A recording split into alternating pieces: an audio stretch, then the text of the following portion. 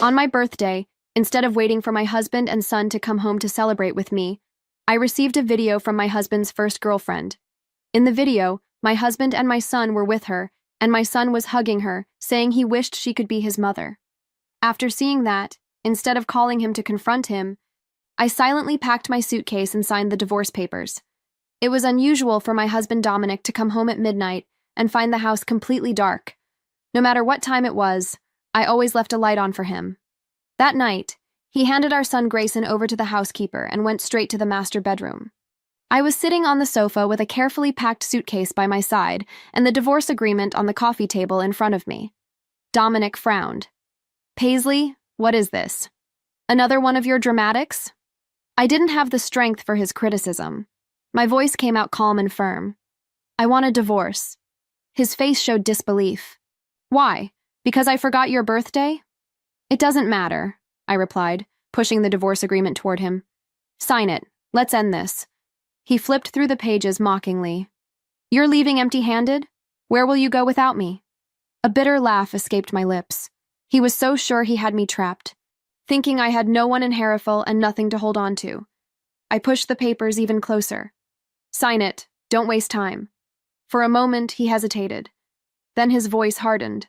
"Fine. Divorce it is, but Sonny's custody is not negotiable. You won't get him." Suddenly, Grayson appeared, looking at me with tears streaming down his cheeks. "I'm staying with Dad. I don't want to go with you. You're a horrible mother. A witch." "That's enough, Grayson," Dominic snapped. But Grayson's rage didn't subside. "If you hadn't gotten in the way of Dad and Marisa, she'd be my mom now." I cut the tension with that same cold voice. "I don't care." "Grayson, I don't care about anything. I just want the divorce." That word left Dominic in silence. He clenched his jaw, and his eyes darkened with frustration. "Are you sure about this?" I tossed the pen onto the table. "Sign it. Let's end this." Dominic's frustration gave way to a flicker of doubt. Before he could sign, I grabbed my copy, took my suitcase, and headed for the door. "Tomorrow at 9 a.m., sharp at City Hall. Don't be late," I said without hesitation. Just as I was about to walk out, Dominic grabbed my wrist tightly. "Let go," I said coldly. He sneered. "In such a rush to leave? You already have a lover?" I looked him straight in the eyes. "Dominic, I've never hated you more than I do right now." His grip loosened, and before he could say anything else, I grabbed my suitcase and left. I felt the door shut behind me like the sound of my freedom. The airport was bustling as I prepared to board the flight. Just before I crossed the boarding gate, my phone vibrated. I answered without checking the caller ID. It was Grayson's voice, sharp and desperate, asking me for something trivial. I stayed calm and told him to ask Marisa. His whining grew louder, and then I heard Dominic's irritated voice. "Paisley, why are you arguing with a child?" I was already boarding the plane, unmoved. If a child doesn't understand, then the adult should, don't you think? As the plane took off, the city shrank beneath my feet. It was over. I had left everything behind. 4 years later, I returned to Harrowville, this time for a meeting in the hospital director's office. Jonathan, the director, greeted me with a smile. We briefly talked about my experience in Harrowville and my work. Before he could convince me to take on a class, my phone vibrated. I quickly told him I had something urgent to deal with and stepped out. A few minutes later, in the elevator, I saw the Vanderbilt heir accompanied by a mysterious woman. It was Dominic with Marisa. I smiled bitterly. He had accused me of being paranoid, insisting there was nothing between them. But there they were, about to get married. He had never publicly acknowledged me. The elevator bell rang, announcing we had reached the ground floor, and as the doors opened, I came face to face with Dominic. He had an imposing presence, and his gaze was piercing. "Excuse me," I said coldly, walking past him without giving him another glance. He grabbed my wrist, demanding an explanation for why I disappeared without notice for 4 years. I pulled away from his grip. "I gave up my son, Dominic. What right do you have to demand anything from me?" A car honked near the entrance, and before I could move, a man called my name. I felt Dominic tighten his grip on my wrist. "Paisley, who is he?" he asked harshly. The echo of my heels against the hospital's marble floor blended with the subtle ticking of the wall clock. The third-floor reception area was nearly deserted. Only a drowsy old woman sat on a green armchair, and the faint beep of a heart monitor came from a nearby room. I was only there to pick up a folder with the new medical training schedule. Nothing more. Just another day. Then I saw him. He was standing by the coffee machine, taller than I remembered, with a teenage face that still held traces of the child I had once held in my arms. Grayson. My heart skipped a beat. He saw me. His eyes, Dominic's eyes, pierced through me with a slow, painful recognition. His body tensed. He didn't say a word. Neither did I. For several long seconds, we stood motionless, sharing the same air like strangers trapped in a frozen scene. The pain etched on his face was almost tangible. He stepped back. "Do you work here?" he asked bluntly, almost challengingly. His voice had changed. It was no longer a child's. It was deep, rough, and filled with something that hurt more than any insult. Disappointment. "I work here," I replied with a steady but soft voice. My hands clenched at my sides. "And you? Visiting someone?" He scoffed like my question was ridiculous. "Of course. My mother." Before I saw her, I heard the tapping of her heels. As always. Marissa appeared around the corner with the confidence of someone who rehearses every entrance. She wore a navy blue blazer that screamed, "Perfect wife." And next to her, Grayson visibly relaxed as if he had found safe harbor. She placed a possessive hand on his shoulder. "What an unexpected meeting," she said, looking at me as if I were something forgotten in a corner. "I didn't think I'd run into you here, Paisley." "Still in Harrowfell?"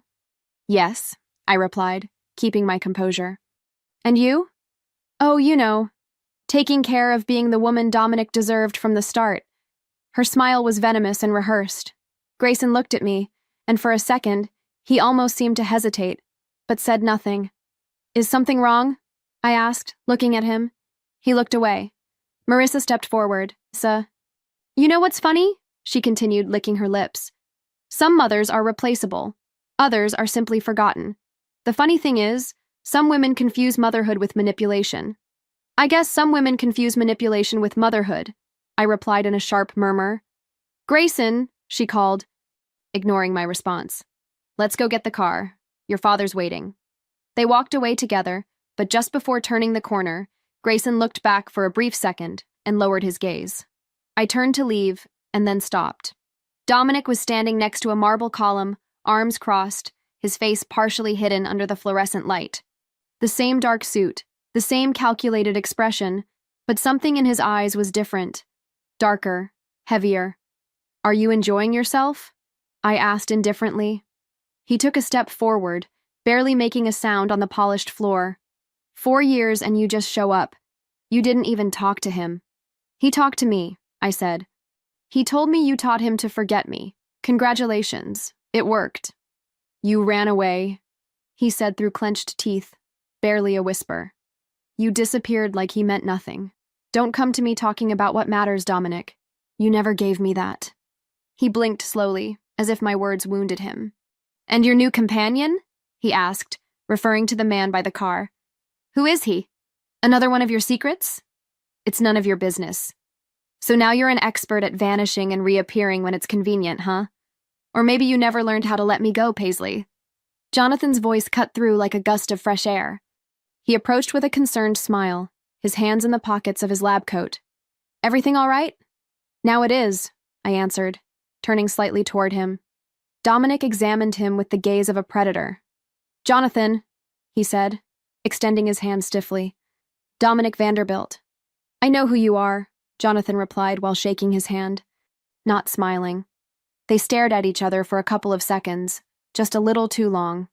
"I was showing Dr. Paisley around the hospital," Jonathan clarified, emphasizing the word doctor as a subtle reminder. "We're negotiating a potential hire," Jonathan clarified, emphasizing the word doctor as a reminder. Dominic stepped back slightly, narrowing his eyes. "Of course, she's always been great at running from the hardest problems, even from her own family." "Dominic," I murmured, warning him. He smiled. That smile he wore when he wanted to make someone bleed without touching them. "I'm glad to see you." "Paisley? Really?" And then he walked away. Jonathan watched him until he disappeared. "That's your ex?" he asked. I nodded. "He still doesn't realize I left. I think he's about to find out the hard way." Outside, the breeze was sharp despite the clear sky. The hospital's large window reflected the golden afternoon light. And I stood there, by a column, watching the black car in the distance. Marissa got in first. Grayson hesitated. His hand clung to the door handle, but he looked back. He saw me. Our eyes met through the glass. There was no rage, no love, just something new. Maybe doubt, maybe memory.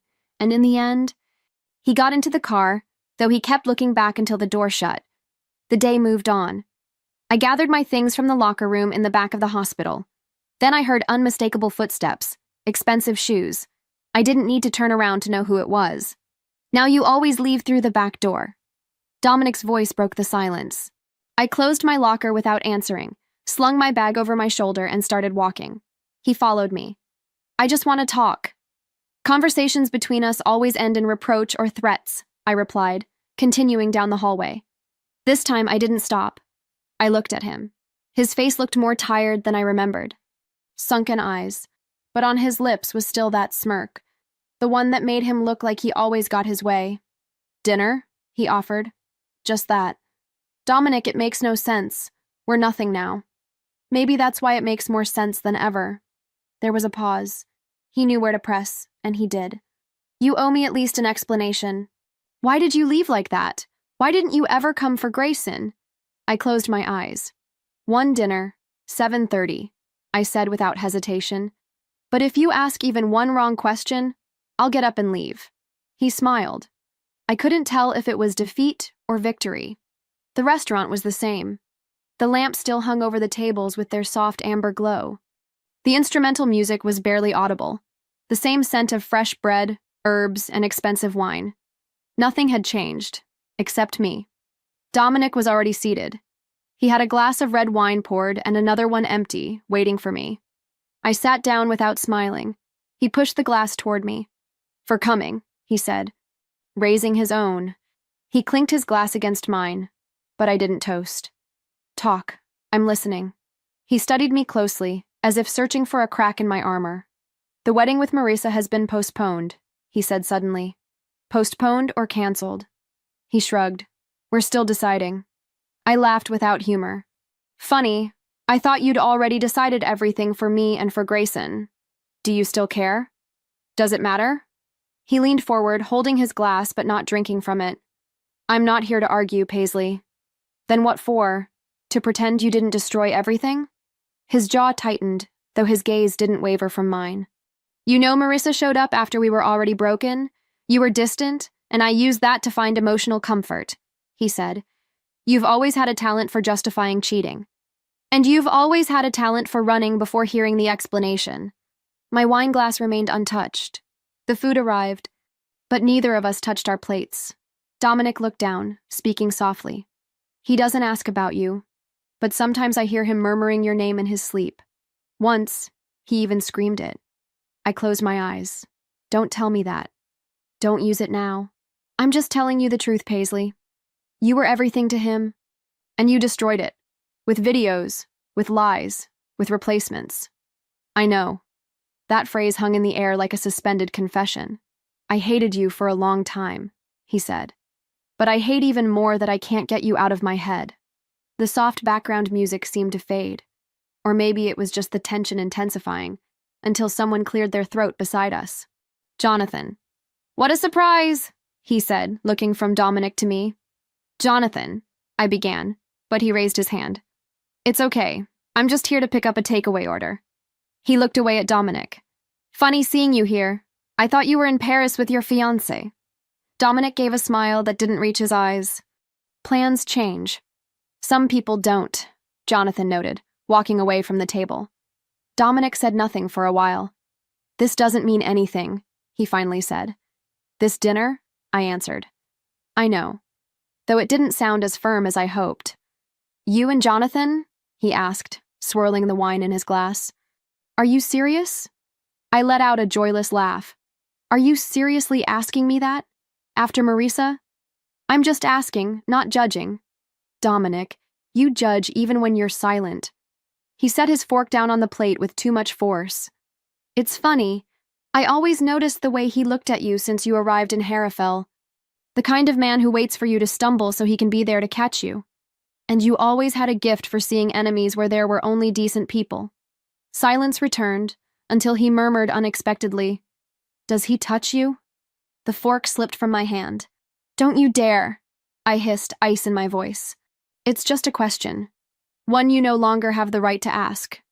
He ran his hands down his face. "I'm sorry. I don't know why I asked." "Yes, you do, Dominic. You know exactly why." He looked at me with a deep intensity, full of unspoken words, but he said nothing. I paid my share of the bill, ignoring Dominic's silent look trying to stop me. He stood as I did. "Paisley." "No, Dominic. It was just dinner, just a conversation, and it meant nothing." "It did mean something," I replied. "It proved to me that I was right to leave." I turned and took 3 steps toward then I stopped and looked back. He was still sitting there, at the same table, the food untouched, the wine half full, surrounded by the memory of what we once were. For the first time, Dominic looked small. I walked away. The doorbell rang at 7:47 p.m., sharp like a punch to the chest. I looked through the peephole and didn't recognize him at first, but then I saw it clearly. The haircut, tense shoulders, hesitant eyes under the hood. I opened the door. "Grayson." He hesitated, but then stepped into the scent of my home. Ginger tea, old books. Silence. It wrapped around him. "I didn't think you'd open. I never thought you'd knock." He dropped his backpack on the floor. Marissa yelled at me. "She said I was ungrateful just because I asked her the real reason you left. She said you ran off with another man, but I heard Dad say something different." "What did you hear?" "That it was him who sent that video, the one on your birthday." I held my breath. "He said he wanted to open my eyes, that you were unstable. But now I don't know who was right anymore. I don't understand why you left without saying anything." "I was 9. He sank onto the sofa like he couldn't stand. "I really hated you. And still, always. What if it was all a lie? I saw that video, Grayson. On my birthday. Alone, no cake, no candles." He looked at me, unblinking. "I saw you hugging the woman who stole my husband. I heard you say you wished she was your mother. I was just a kid, I barely remember it. But it hurt me so much I couldn't look you in the eyes. I got on a plane and ran away because I didn't know how to face that pain." He lowered his gaze. "Do you hate me?" "No, I only hated myself for believing I was irreplaceable." His eyes welled up. "Then why didn't you come back?" "Because you called me a witch." He swallowed hard, clearly affected, and I was glad he felt it. "Sometimes pain means growth." "I'm really sorry," he whispered. "I just needed a mother who stayed. And I needed a son who called." There was silence. "And now?" he asked. "Now we're here, and that's more than I thought we'd have." He nodded like someone who didn't know what to say. Loud knocks echoed at the door. "I'll get it," said Grayson, getting up. When he opened the door, Marissa appeared. Flawless makeup and that smile that never reached her eyes. "Grayson! God, I was so worried. Your father's desperate looking for you." "I know," he replied, not moving from the doorway. She tried to come in, but he didn't step aside. "What are you doing here?" Marissa asked, her smile cracking when she saw me at the back of the room. "He came to hear the truth," I replied. Marissa turned to Grayson. "Her truth? She abandoned you. I was there. I raised you. You trained me. You trained me to hate her, and it worked for a while. But you know what else you did?" She fell silent. "You taught me what it means to manipulate someone. Thanks for that." Grayson tried again, his voice shaking. "Leave, Marissa. Now!" She hesitated, maybe unsure of what to say. For the first time, she actually left. When Dominic arrived, the door was already open. Grayson was still on the sofa, drinking tea. I was standing. "I came to get my son," Dominic said, in the quietest voice I'd ever heard from him. "He'll leave when he wants to," I replied. Grayson didn't move. "Did you tell him the truth?" Dominic asked. "I told him enough," I sighed. "I ruined everything, Paisley.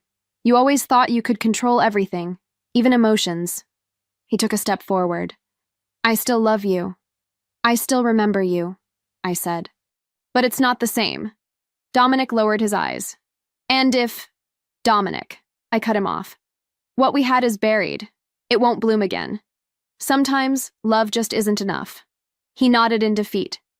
Take care of him, he whispered, motioning to Grayson. Now he gets to choose who takes care of him. Dominic left without looking back. Night fell slowly. The silence no longer felt heavy.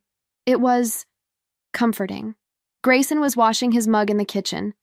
Can I stay a few days? Of course, I said, nodding softly, like someone who wasn't used to being accepted without conditions. We could watch a movie. We could do everything we didn't do before. He gave me a small, genuine smile. We sat on the couch together. He held the remote. I sat with my legs crossed. No one spoke as the credits rolled. But we were there. For the first time, we were there together.